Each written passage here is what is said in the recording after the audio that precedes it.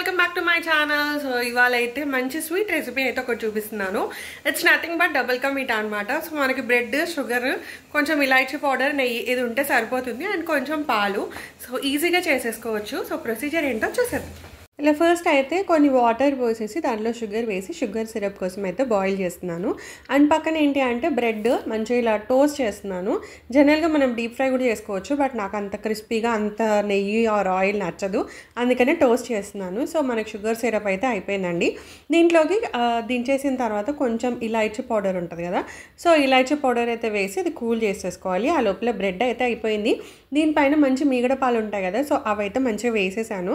యాక్చువల్గా అయితే పాలు ఎక్కువ ఉంటే మంచిగా దాన్ని పాలల్లో డిప్ చేసేసి ఇంకా అలా తీసుకెళ్ళి మన షుగర్ సిరప్ ఉంటుంది కదా, సో దాంట్లో అయితే వేసేయాలి. వేసేసి ఒక 5 to 10 minutes అంటే కొంచెం చల్లగా అయిపోయిన తర్వాత తింటే బాగుంటుంది.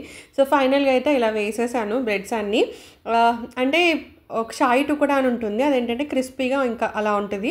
సో ఇదేంటి అంటే నాకు పీసెస్ లాగా వచ్చినా పర్లేదు, సో అందుకే నేనైతే కొంచెం చిన్న చిన్న పీసెస్ లాగా అయితే చేసేసాను అనమాట. అండ్ ఆల్రెడీ షుగర్ సిరప్లో వేసాం కాబట్టి అవి మంచిగా నానిన తర్వాత కొంచెం ఏమంటారు మెత్తగా అయిపోతాయి కదా, సో ఇంకా అలా అయితే అయిపోయినాయి.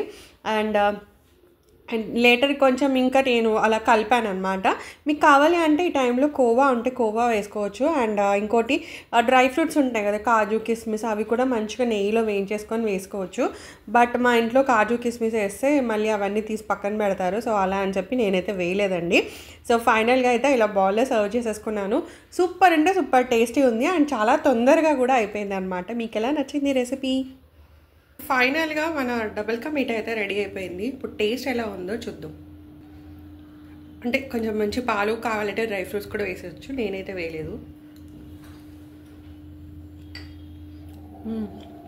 సూపర్ ఉందండి, నాకైతే చాలా బాగా నచ్చింది.